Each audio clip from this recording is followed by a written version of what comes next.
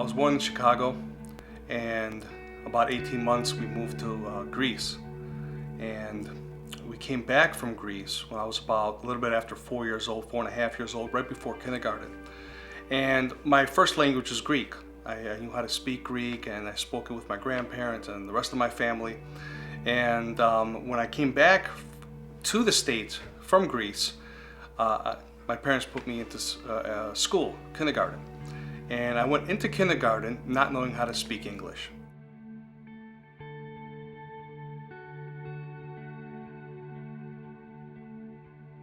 At that time is when all the children, all the kids, my classmates, they were beating me up, and I didn't understand why. I didn't speak English. I just did not understand why they were beating me up.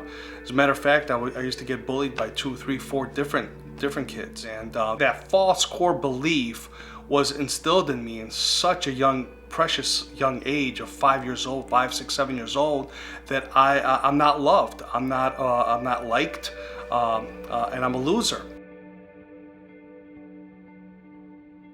So my self-esteem going into my teens was very, very low. And at about the age of 12, I tried my first cigarette. At the age of 13, I tried smoking marijuana, drinking beers. And at a very young age of about 14 years old, I tried my first line of cocaine. And that began this journey of addiction. I loved high school. High school was a great time for me. I played a lot of sports. I played basketball. I played soccer. I was an athlete, but drugs were always part of my life throughout high school and into my 20s.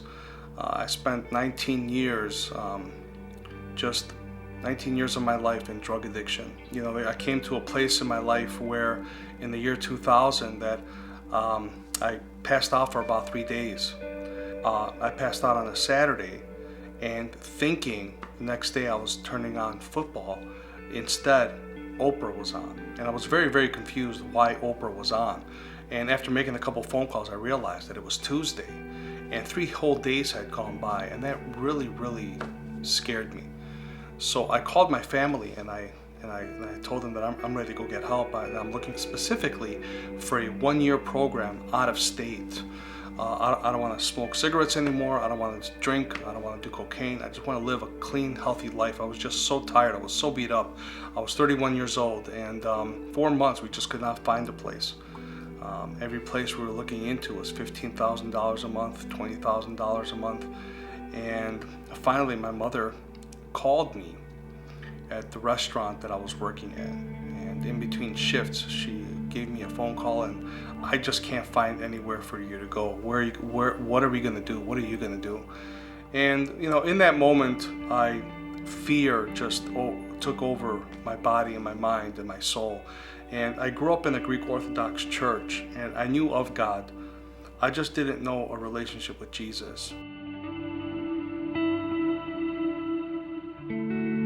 In that moment, after I got off the phone with my mom, I went in the back of that restaurant and I cried for the very first time in many, many years.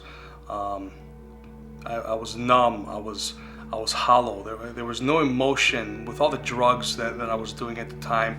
I cried out to God saying, if you're real, have mercy on me and have mercy on my mother. I don't want her to see me die.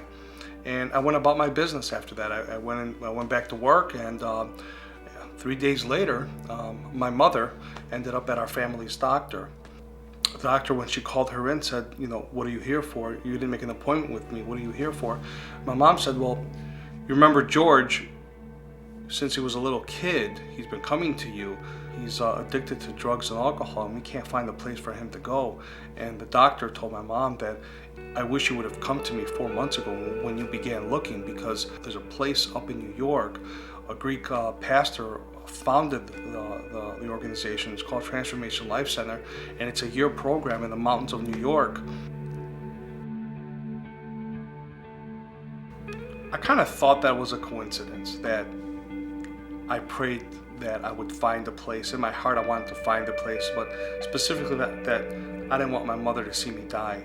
And 2 weeks later, I ended up at Transformation Life Center. It was December 16th, 2000.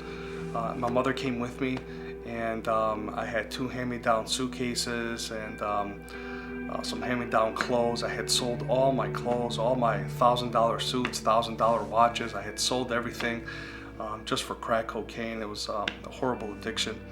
And I got to Transformation Life Center December 16, 2000, and my mother made sure I got there. She came upstairs into those dorms, and it's nothing like what it is today.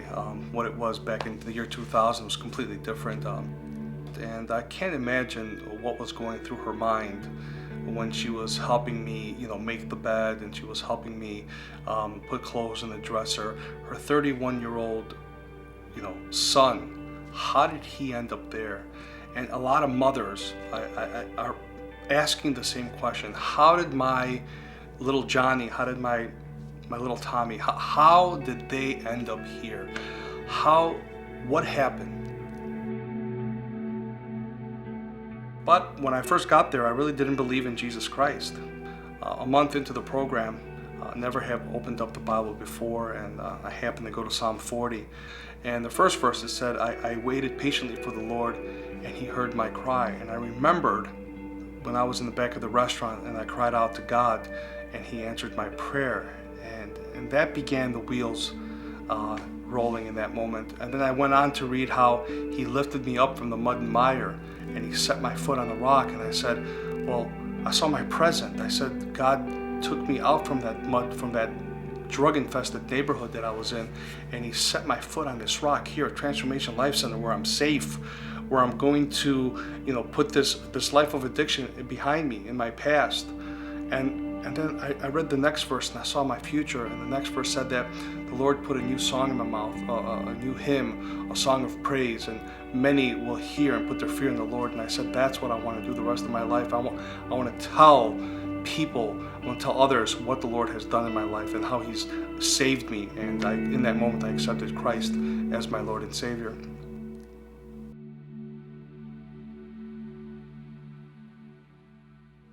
So I met George 13 years ago. He was a year out of Transformation Life Center. It was very clear that he was serious about his recovery. He knew who he was in Christ. He really wanted to give back to those who went through the same struggles, are going through the same struggles that he's come through.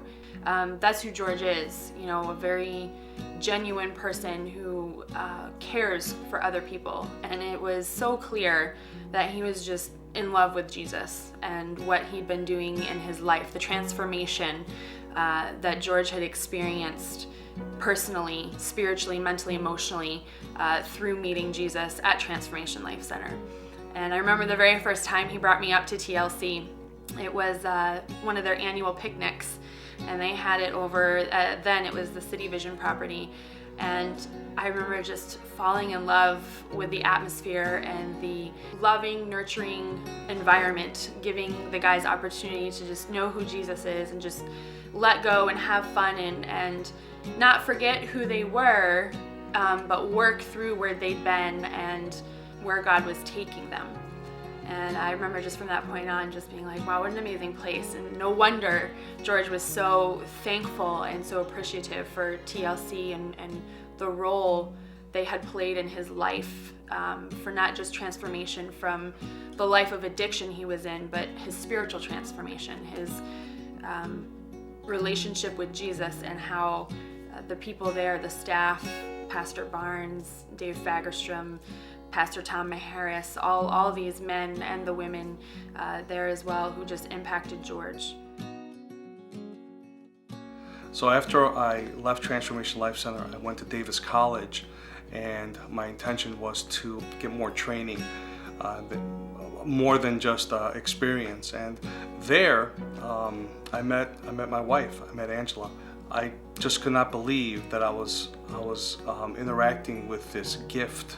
I call Angela a gift in my life, and she's been with me for 13 out of 15 years on this journey that I've been with Christ and in my recovery.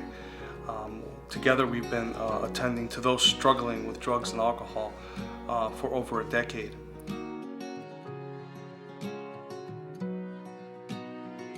So yeah, George went on an 11-year journey of school.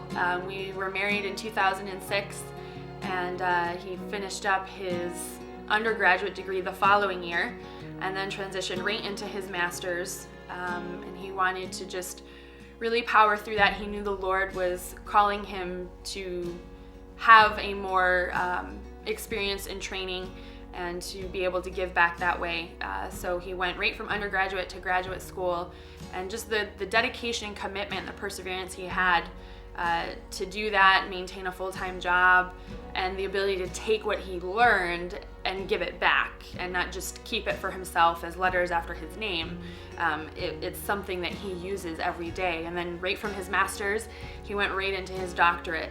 And so I've been on that journey with him the whole time of his education, and just really watched him grow and become such a wonderful man of integrity, a man of wisdom. And I really think God has used that in many ways. And now here at Transformation Life Center, he is able to implement all of those things on a daily basis. And when I first met George and got to know him a little bit, and his history and where he'd come from, asking him questions, just about his past life and where God's brought him, it opened up this room, this space in my heart that I didn't even know existed, to reach out to those who struggle with addiction and struggle through working their recovery and having long-term success. I've been side by side with George and this journey of reaching out to men and women and their families and their friends who are caught in just this whirlwind and chaos of addiction.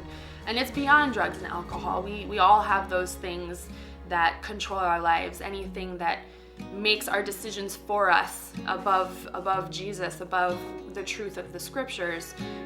That's what's controlling our lives. And I actually spent 2 years at Transformation Life Center. In those 2 years, I really discovered my identity. I really didn't know who I was. I was a waiter who did drugs and dealt drugs.